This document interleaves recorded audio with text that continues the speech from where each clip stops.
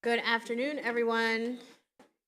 Today is April 7th. Welcome to the Ways and Means Committee bill hearings. We have one bill hearing, Senate Bill 720, which is a departmental brought by the chair of B&T, and I will ask the person presenting the bill to come up. Thank you. And introduce yourself. Thank you very much. My name is Bill Cole. I have been, as many of you know, working on this horse racing issue for several years now, first starting as the representative for the city of Baltimore while I was still president and CEO of the Baltimore Development Corporation. My role has continued to be an advocate for the city, but over the last several months, I've been asked by the governor to lead and facilitate the larger communication and negotiations between the industry, Maryland Jockey Club, and the various political jurisdictions that are involved in the thoroughbred industry. I should note that everything we're talking about today is thoroughbred, not standardbred. I think it's important to know that there's two separate industries, and this is about the three tracks that make up the thoroughbred industry: the closed Bowie Racecourse, the Laurel Training Center, and Pimlico. Senate Bill 720 was amended in the Senate to include the creation of a framework. It is a framework for the Maryland Racing Authority. The Maryland Racing Authority would be similar in concept to the Maryland Stadium Authority, but would be a vehicle in the event that we need to prop up a new ownership group here in Maryland for day-to-day racing and training.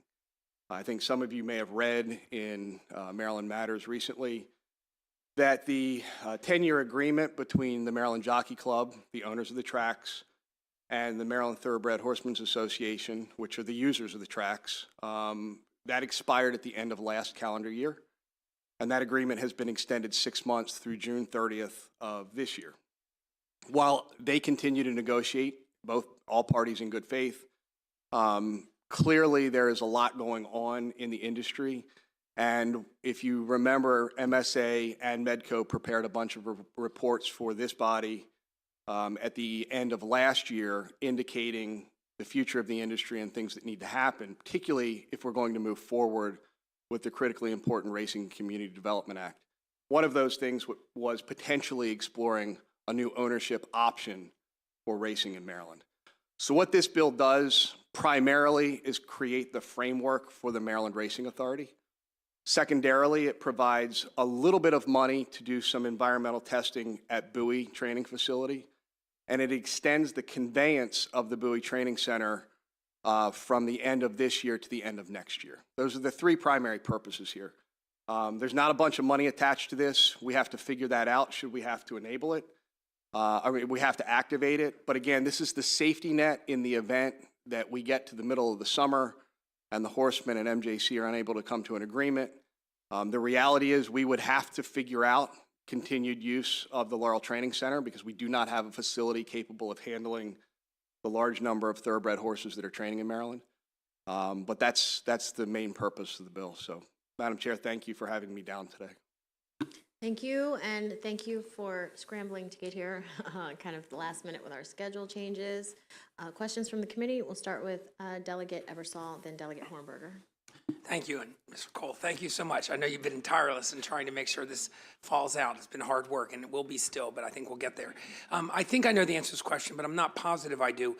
You mentioned 3 racetracks when you talked about this, but my good friend Delegate Guyton is not here anymore to ask about the state fairgrounds, and so I want to know how they fit in to that milieu, if you will, please. It's a great question. The Timonium Racetrack is the last half-mile oval in the state of Maryland. There were many back in the day. It's the last one left.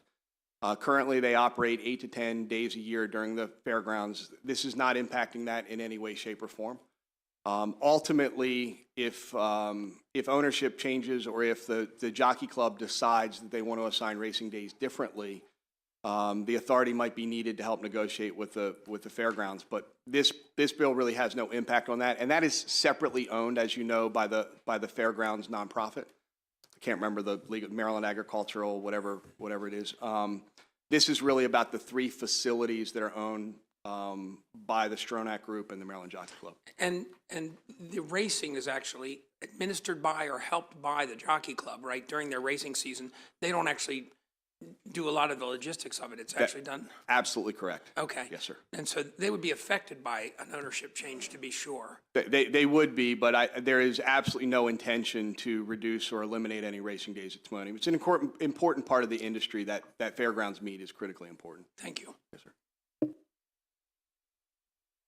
Thank you, Madam Chair. And just because it's been heavily amended, I just wanted to, nail down the scope here. This doesn't make any changes to RFRA. No. Okay. No changes to any of the purse dedication for the casinos. Okay. And then lastly, as a follow-up, the track facility that we have in Fair Hill and race days, no impact on that. No impact at that at all. And by the way, for those who haven't been, phenomenal renovations. So thank you. Thank you. Any further questions from the committee? Okay, seeing none, thank you. That concludes the testimony on SB 720. Thank you. Thank you very much. Committee, don't go anywhere. We're going to switch gears and have a voting session. Thank you.